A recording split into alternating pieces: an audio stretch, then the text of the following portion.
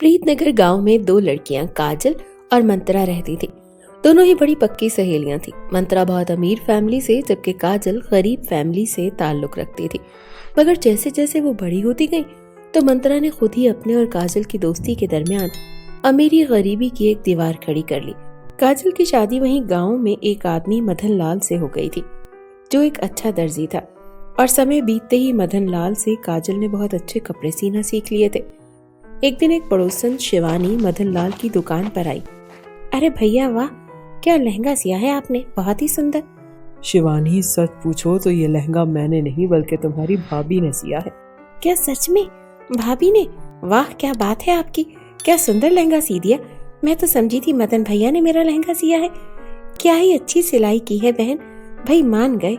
हाँ शिवानी तो सच कहती है, तेरी भाभी मुझसे भी ज्यादा अच्छा लहंगा सीती है। अरे क्या मदन जी, आप भी ना। शिवानी तेरे भैया तो खुद सिलाई मास्टर है और मेरी तारीफ करते रहते हैं। इनकी सिलाई का तो कोई मुकाबला ही नहीं, और जो कुछ मैंने सीखा है वो मदन लाल जी से ही तो सीखा है। अरे भैया भाभी, आप दोनों में बड़ा प्यार है। मैं भी चाहती हूँ कि शादी के बाद शाम और मेरे बीच में ऐसा ही प्यार हो।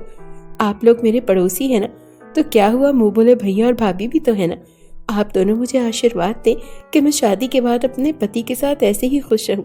और हाँ, मेरी शादी पर आप लोग जरूर आइएगा। हाँ हाँ शिवानी, खुश रहो बहन अपने पति के साथ हमेशा। हाँ हाँ क्यों नहीं शिवानी, मैं जानती हूँ तू एक निभाने वाली लड़की है। मेरा आशीर्वाद तेरे साथ है। अब कुछ दिनों बाद काजल और उसकी सास शिवानी की शादी में पहुंचे तो वहाँ काजल की सहेली मंत्रा भी आई थी, जो गुरूर और तकब्बुर से काजल से जरा दूर ही खड़ी थी। अरे मंत्रा, कैसी हो? कितने दिन हो गए, हमारी मुलाकात ही नहीं हुई। हाँ मैं ठीक हूँ और खुश भी। अच्छा ही हुआ कि मुलाकात नहीं हुई।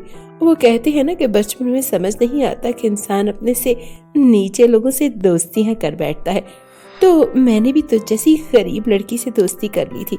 मगर अच्छा हुआ कि मिलना मिलाना बंद कर दिया था। अब तो गरीबों से दोस्ती बिल्कुल भी पसंद नहीं मुझे।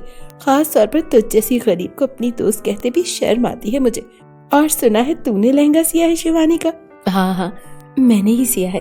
मेरे पास बहुत अच्छे और यूनिक डिजाइन होते हैं। मैं सारे गांव के कपड़े सीती हूँ, सबको पसंद आते हैं।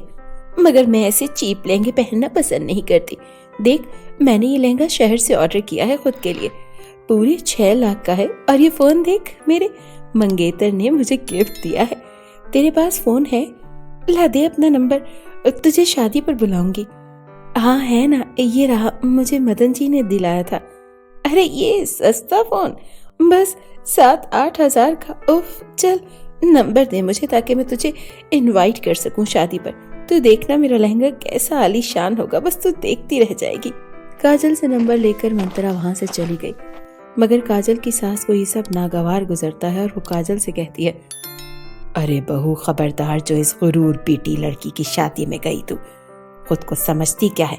अरे पैसा होगा तो दूसरों को नीचा दिखाएगी क्या? ये अमीर लोग गरीबों को बेइज्जत करके साबित क्या करना चाहते हैं, समझ नहीं आता। बस कह दिया मैंने, इसकी शादी में नहीं जाना तो नहीं जाना। अब काजल अपने मन से मंत्रा की शादी में जाने का ख्याल निकाल देती है। कुछ रोज बाद, अरे काजल ये ले कार्ड शादी का, देख तुझे और मदन जी को आना ही आना है बस। और हाँ प्लीज, ये गरीबों वाले ड्रेस में मुंह उठाकर मत आ जाना, मेरी इंसल्ट होगी। असल में मेरी शादी एक बहुत बड़े अमीर खानदान में हो रही है ना, इसीलिए जरा ख्याल रखना। बस बस बहुत हुआ लड़की, इतना गुरूर अच्छा नहीं। तुम जब देखो मेरी बहू को बेइज्जत करती रहती हो और कड़वी बातें सुनाती हो। सुन लो, हमारे घर से तो कोई तुम्हारी शादी में नहीं आएगा, समझी? अच्छी बात है, आप जैसे गरीबों को बुलाकर मेरा ही अपमान होगा फजूल में। गरीब लोग, घर आई में मुझे अपनी इंसल्ट करवाने का कोई शौक नहीं, समझी आप? मंत्रा पैर पटकते हुए और गुस्से में काजल के घर से निकल गई।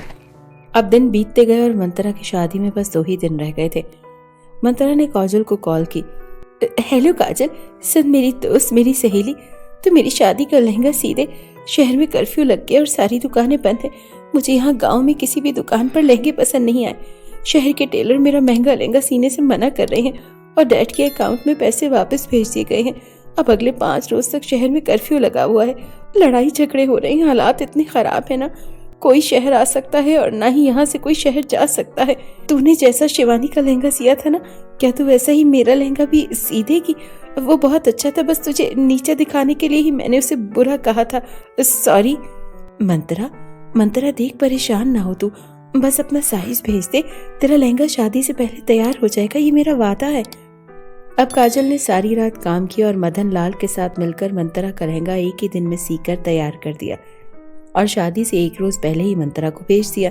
शादी के दिन मंत्रा ने वो लहंगा पहना तो सारे लोग उसकी तारीफ कर रहे थे, क्योंकि काजल ने बहुत प्यार और मेहनत से मंत्रा के लिए खूबसूरत लहंगा सिया था।